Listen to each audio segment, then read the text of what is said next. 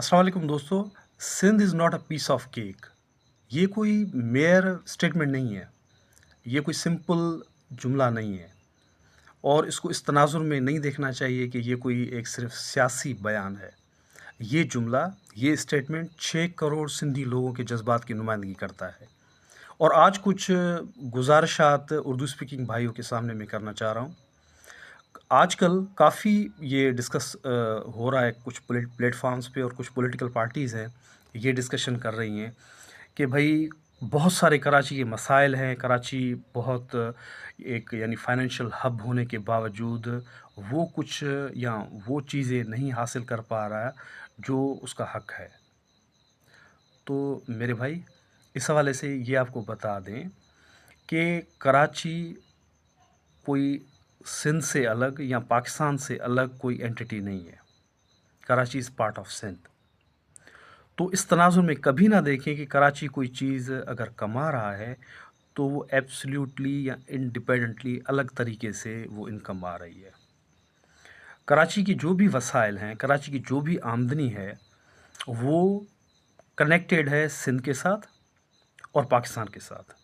कराची की पोर्ट की अगर इनकम होती है तो वो सारी चीज़ें कराची में प्रोड्यूस नहीं होती। वो पाकिस्तान के चारों सूबों से प्रोड्यूस होके कराची के थ्रू एक्सपोर्ट होती हैं। तो उन पे जो भी टैक्स लगता है या जो कलेक्ट होता है, ये आप नहीं कह सकते कि सिर्फ़ वो कराची की वजह से टैक्स जनरेट हो रहा है। वो अगर टैक्स जनरेट होता है तो ओवरऑल पाकिस्तान की जो प्रोडक्शन है, वो चाहे एग्रीकल्चर प्रोडक्शन हो, इंडस्ट्रियल आउटपुट हो या कोई और ऐसी प्रोडक्शन हो, तो वो जो कराची के थ्रू बाहर जा रही होती है, उस पे टैक्स लग रहा होता है। तो वो पूरे पाकिस्तान का कंट्रीब्यूशन उसमें शामिल होता है। या कोई चीज़ अगर कराची पोर्ट के थ्रू इंपोर्ट हो रही होती है, तो वो सारी इंपोर्ट की हुई चीज़ें कराची में यूटिलाइज़ नहीं होती हैं, वो पूरे पाकिस्तान में यूटिलाइज़ होती हैं।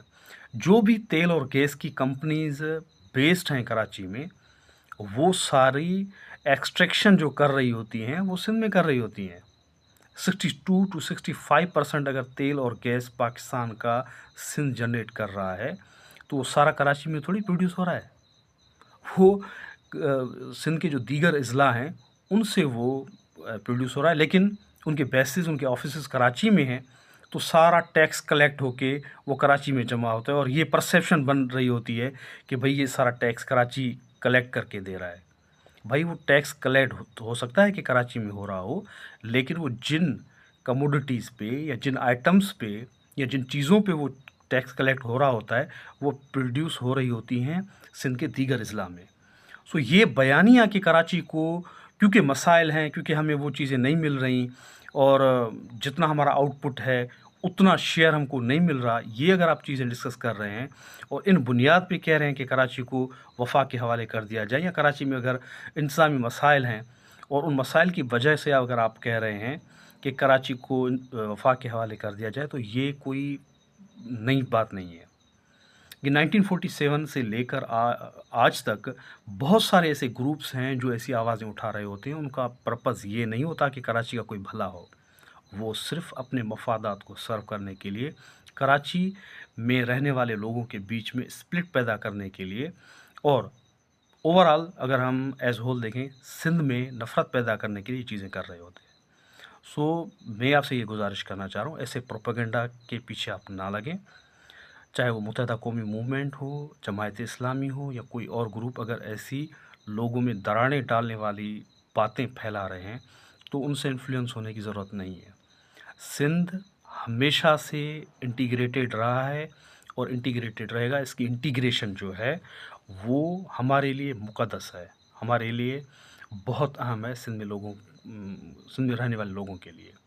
सो ये माइग्रेशंस कोई नई बात नहीं है। 1947 में सिंध से लाखों लोग इंडिया माइग्रेट करके गए, इंडिया से लाखों लोग यहाँ पे माइग्रेट करके आए। तो ऐसी माइग्रेशन दुनिया में होती रही हैं, और जहाँ भी माइग्रेशन होती है, बाहर से आने वाले लोग मकामी लोगों के साथ मिलके उनके कल्चर, उनकी वैल्यूज़ को एक्सेप्ट करते हैं और वो आइडेंटिटी अपनाते हैं। आपके लिए भी यही मुनासिब है कि किसी भी ऐसे नफ़रत अंगेज़ प्रोपेगेंडा का हिस्सा ना बने और सिंध में पुरअमन रहने के लिए सिंधी लोगों के साथ प्यार से, मोहब्बत से रहें, ताकि हम सिंध के सारे ज़िला, भाई थर में क्या मसाइल नहीं है क्या? क्या मीरपुर ख़ास में, बदीन में मसाइल नहीं है क्या? हैदराबाद में मसाइल नहीं है क्या? सिंध के सारे ज़िला में ये इश्यूज़ हैं, उनको हल करने के लिए हम सबको मिल बैठ के उन मसाइल का हल ढूँढना है।